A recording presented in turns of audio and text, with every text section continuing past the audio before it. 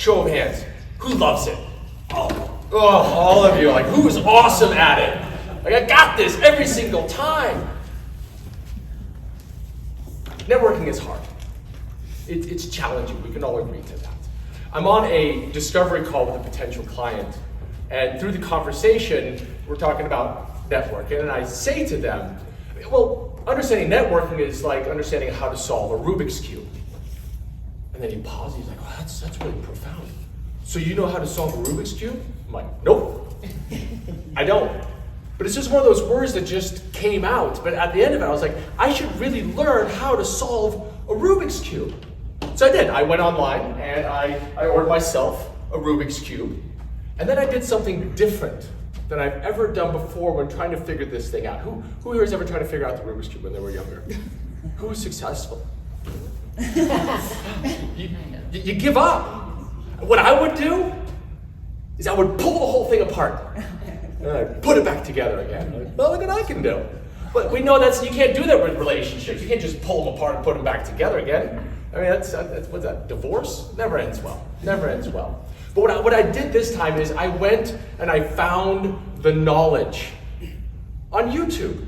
You can find instructional videos on just pretty much about anything on YouTube. So I found an instructional video, and then I started to practice. And there's 7 specific algorithms to solving the Rubik's Cube. And even though I had the information in front of me, it still took me a week to solve my first Rubik's Cube. And it was frustrating, but I would just go right back to the beginning.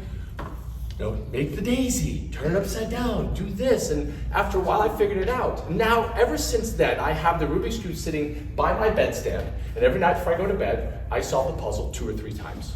And I can do it every single time. Networking is puzzling. I want to give you the 3 primary algorithms to solving the networking relationship puzzle. First algorithm is plan and prepare. If you know you're going to go to a networking event, plan, prepare.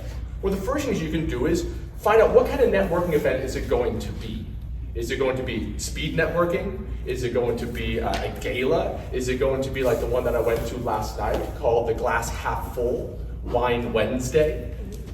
Sounds appealing, doesn't it? And what I did from that is I found it on Meetup. And what's nice on Meetup is you can go on there and then you can find the event organizers. And what I did after that is I went and found those event organizers on LinkedIn. I did a bit of research, stalking. And then I took some notes on it. I took screen snaps of their profiles, so they're all my photos, so I can go through and I can identify who those people are that are the event organizers. And then I went into their profiles and to see what kind of connections do we have, especially if they're a second. And then when I go to the networking event, I did a little bit of my homework. Okay, all right. So I got there, and the first person I run into is this young lady by the name of Rose, or by the name of Erin. And I went up to her and she's like, my name is Erin. I'm like, is it Erin Rose? And she's like, how'd you know? I said, because I did my homework. I said, you're in real estate. And interestingly enough, on LinkedIn, it shows that we have several connections in the cycling industry. Like, what is your connection to the cycling industry? And we jumped off into conversation. The next person that I ran into was Lauren. And I was like, ooh, our LinkedIn connection shows that you know Drew Morris. He's running for city council of Longmont. How do you know Drew? And we jumped off into conversation. At the end of that conversation, she's like, how do you know these things? I was like, because I am a practice professional, and when it comes to networking, I plan and I prepare. She's like, we have to do business together. She's like, I teach a lot of people in real estate how to do real estate. No one ever talks about how it is that you can be successful with networking in real estate. She's like, we have to work together. So I was like, fantastic. We'll get a time set up. So planning and preparing allows you to show up ready to understand what conversations you want to have and who it is you want to connect with.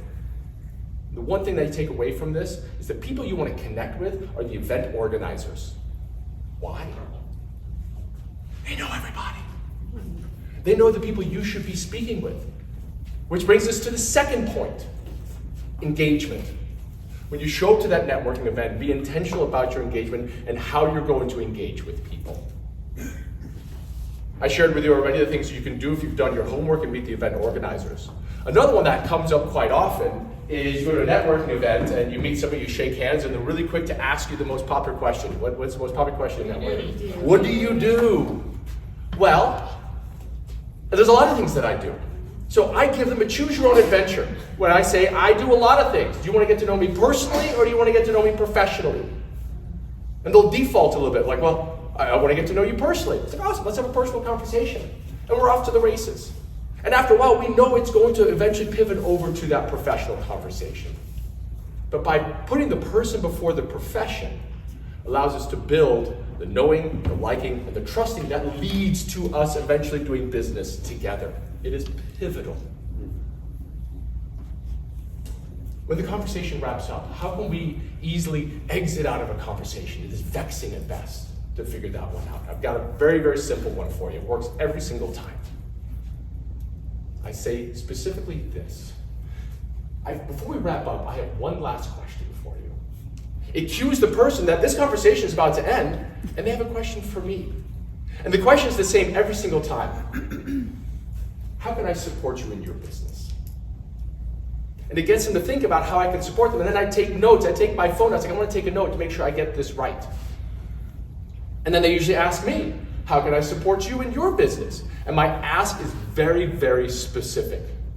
Do you know any people who put on networking events or are part of associations that could benefit from somebody coming in and helping them with their networking relationship puzzles? Then we set a time perhaps to follow up. So plan and prepare, engage. The last one, this one is pivotal. It's the 75% rule. If you spend 4 hours a month intentionally networking, 3 of those hours should be spent on nurturing your network, following up with those people, keep the conversation going. I love using LinkedIn. If there's a connection, I will connect with that person, and then I will send them a note immediately. It was a pleasure meeting at the networking event. I think it's awesome what you're doing in the cycling industry. I look forward to the next time that we connect. Now I have an understanding of what the conversation was all about, and I can pick it up anytime I want to, especially when I follow up with them. So the next time that you go to networking, don't just spin the cube and hope to be able to solve the puzzle. You now have the 3 algorithms to solving this. Here's the last one. This one's pivotal. Practice. Through practice, you'll be able to solve the networking puzzle every single time. Wow.